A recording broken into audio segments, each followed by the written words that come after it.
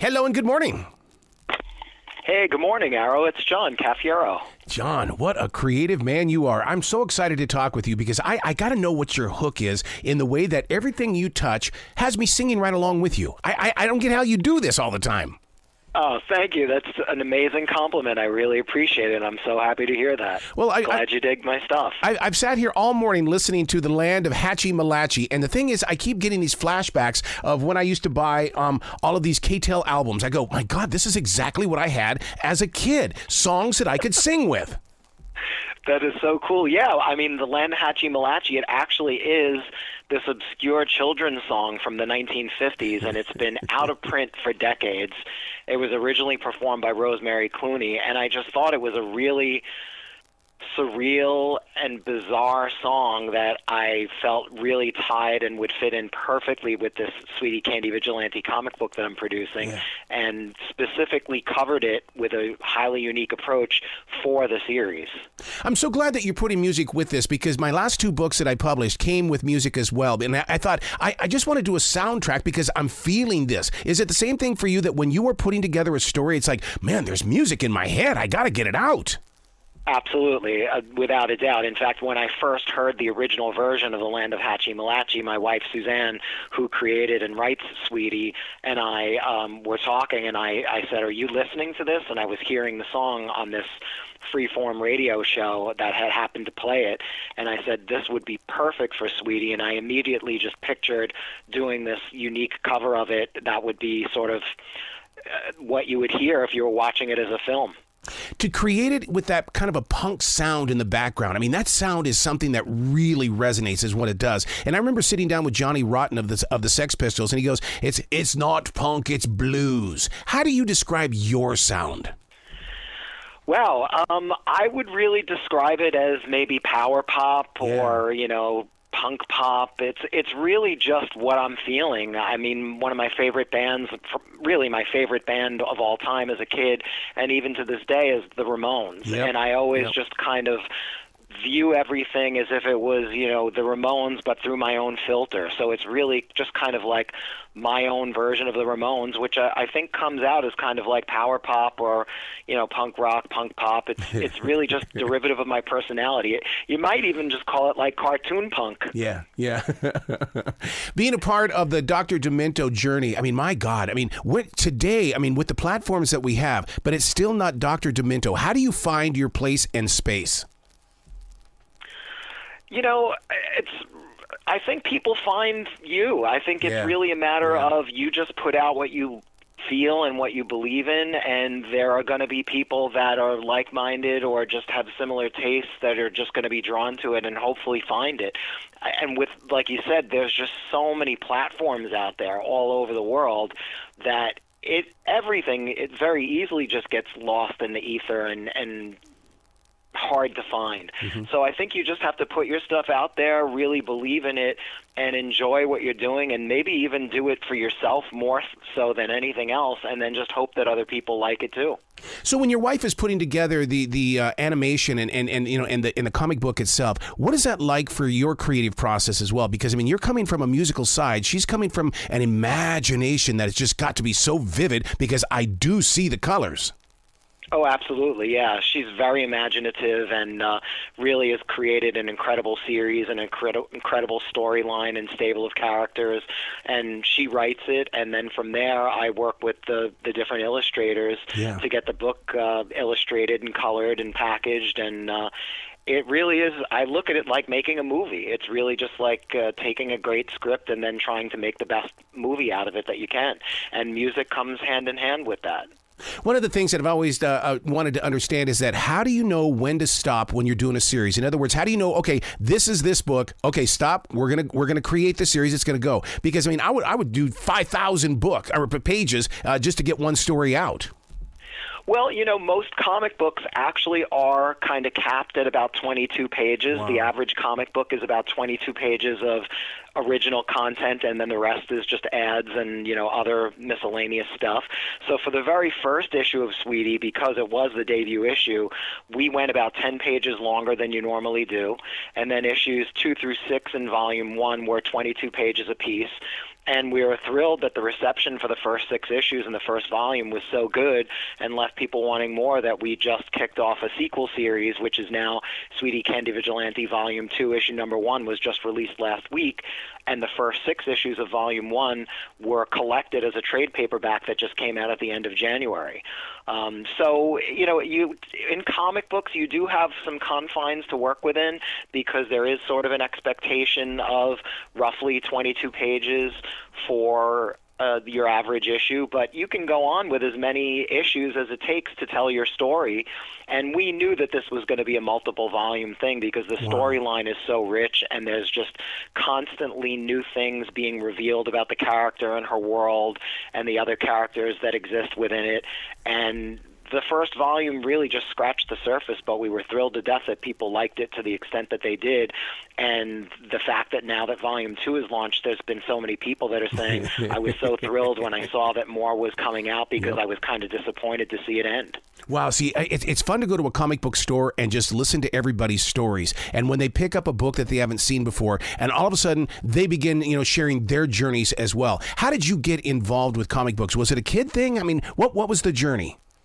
Yeah, I've always loved comic books ever since I was a kid, and honestly, even when my wife and I first started dating, we used to go to comic book stores and buy comics and then go back home and read them together. So, you know, we both love comic books, and it, I think, was just fate that we'd wind up working on one together somewhere down the line and doing something completely original. And that is really refreshing with this because a lot of comic books today, there's very few original properties. Most of them are based on pre-existing properties, just like films.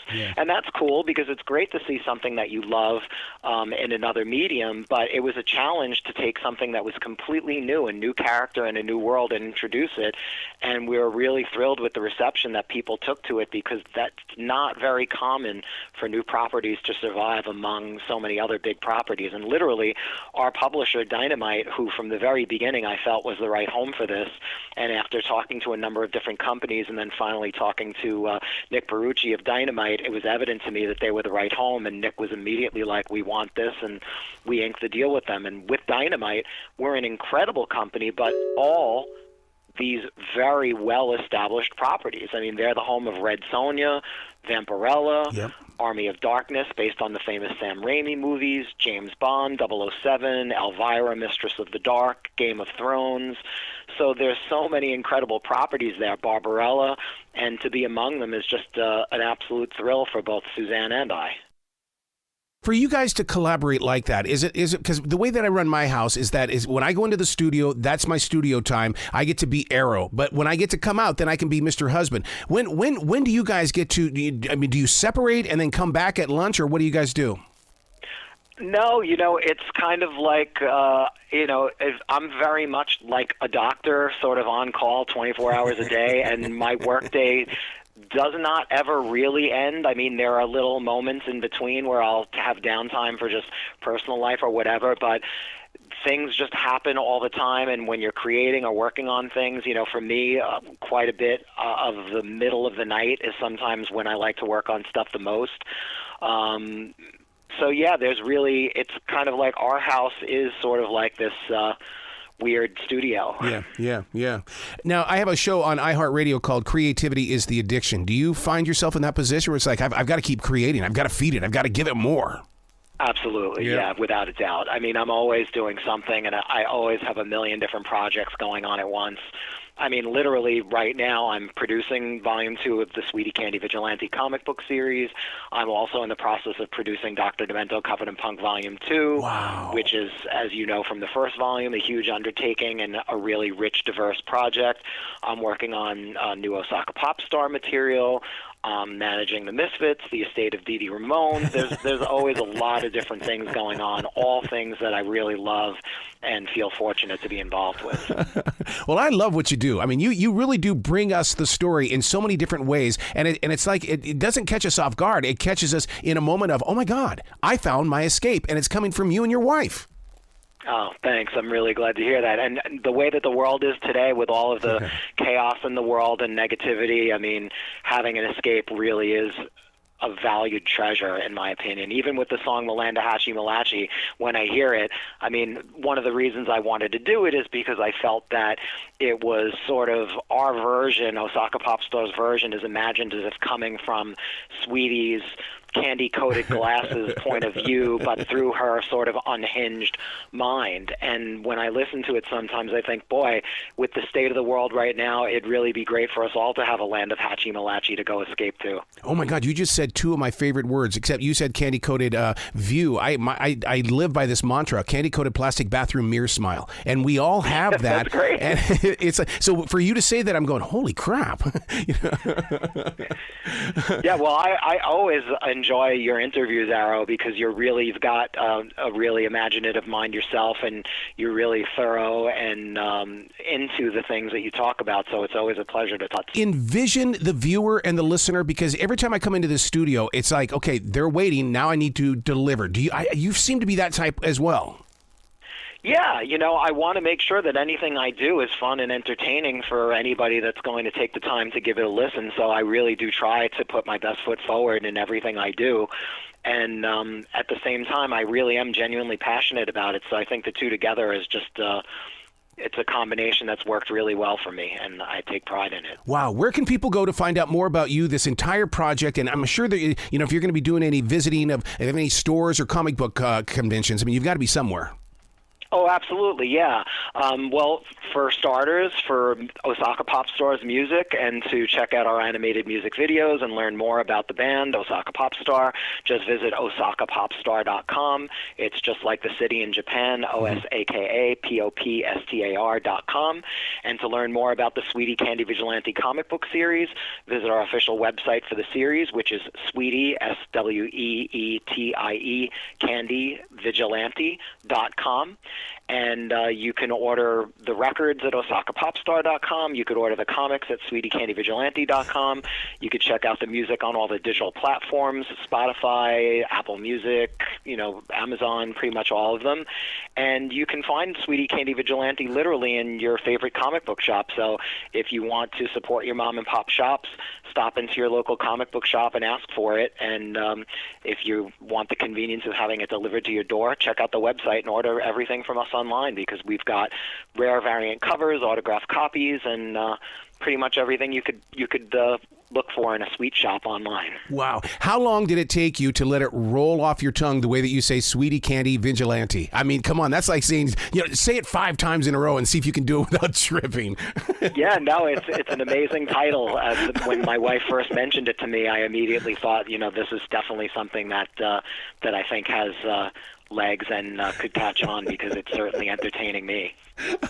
Please come back to the show anytime in the future. The door is always going to be open for you, John. Oh, thank you, Arrow. It's always a pleasure, and I really appreciate all of your support, and I'm so glad that you like what I do. Well, you be brilliant today, okay? Thank you. You too, Arrow. Have a great one. I'll speak with you next time.